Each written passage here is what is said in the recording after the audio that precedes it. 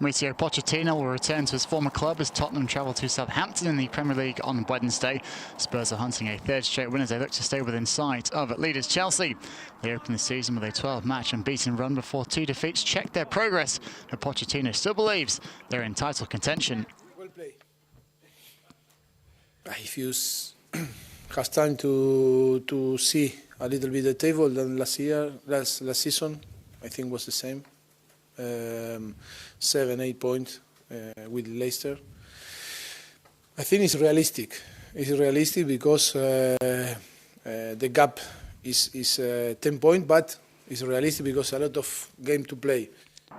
Spurs received a big boost this week as captain Hugo Lloris signed a new contract, tying the France goalkeeper to the club until 2022. Well, I think it's fantastic for the club. It's a very good thing. All our players want to be involved in the project for a long term. That I think is a fantastic news for us. I think it's a very good signal, very good message for our people, for the club. Lloris, one of the senior figures in a squad full of young international talent. His extension comes just 3 weeks after England striker Harry Kane extended his deal. Novak Djokovic was singing in the rain in Paris this year after winning the French Open at Roland Garros for the first time to complete a career Grand Slam. The Serb just the 8th man to capture all 4 majors. The rain certainly not coming down on his parade. Roger Federer was forced to miss Roland Garros for the first year since 1998. Rafael Nadal surprisingly withdrew after reaching the 3rd round because of a wrist injury. It was almost as if the tennis gods were shining down on the man from Serbia, paving the way for Djokovic's first Roland Garros victory. Things started well on the Sunday when organisers presented Djokovic with a cake for his 29th birthday on the opening day. The first candle today, so... First Roland Garros, maybe? First, why not? There is a symbolic with you, huh? One candle. There we go. Thank you, guys. Love you.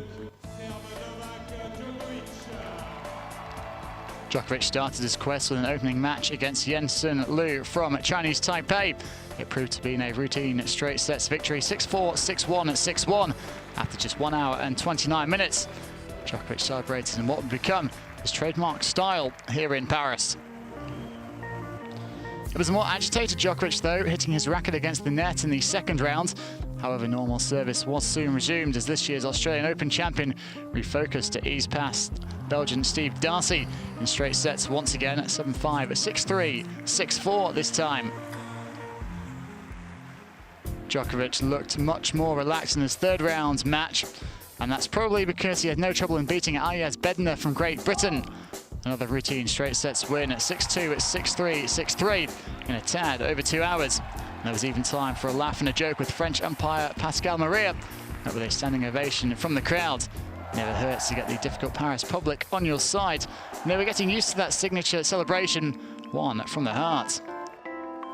Forever the showman, Djokovic was joking with an umbrella on court in the rain, but his mood changed to anger against Spain's Roberto Bautista Agut, as the last 16 match was interrupted several times. The world #1 dropped the opening set on at centre court to the dangerous Spaniard and was relieved when the match was stopped and put back to the next day. Djokovic finally won in 4 sets, stretching over the 2 days, 3-6, 6-4, 6-1 at 7-5.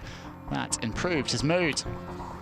In the quarterfinals, he faced the big serving Thomas Berdych from the Czech Republic.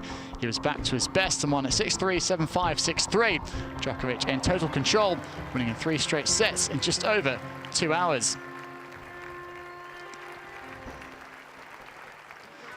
In the semi-final, rising star Dominic Thiem from Austria stood between Djokovic and a place in the final. The world #1 was on top of his game, and in overcast conditions, he treated the fans to a masterclass. He outclassed Thiem in straight sets, 6-2 at 6-1 and 6-4 after just 1 hour and 48 minutes. After his best match so far, Djokovic had qualified for his 3rd final in a row in Paris. Could he make it 3rd time lucky after losing to Stan Wawrinka and Rafael Nadal? In the final, he came up against British #1 Andy Murray, a repeat of the Australian Open final earlier in the year, where Djokovic had beaten Murray for a 4th time. The world #1 was a strong favourite, but there was pressure on his shoulders with the weight of tennis history on his slender frame. Murray took the first set 6-3 in 45 minutes. The Serb ironed out his unforced error count to win the next two sets 6-1 and 6-2 to take the lead on the heavy clay. By this stage, the Serb was on a roll, showing his trademark defense and moving superbly as he knocked the stuffing out of Murray. Djokovic ground out the final set 6-4 to finally win at Roland Garros for the first time. He became the first player since Rod Laver to win all 4 slams in succession.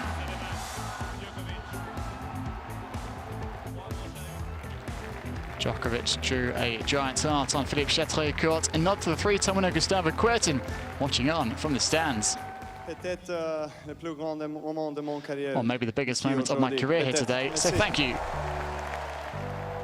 In front of his parents, Djokovic became only the 3rd player to hold all 4 Grand Slam titles at the same time, joining Don Budge and Rod Laver. He had finally won Roland Garros, and his son had finally come out. Real Madrid striker Cristiano Ronaldo has sent a message of support to children in war-torn Syria. The Ballon d'Or winner urged them to not lose hope while supporting a campaign to provide emergency supplies. Hello, this is for children of Syria. We know that you have been suffering a lot. I am a very famous player, but you are the true heroes. Don't lose your hope. The world is with you. We care about you. I am with you.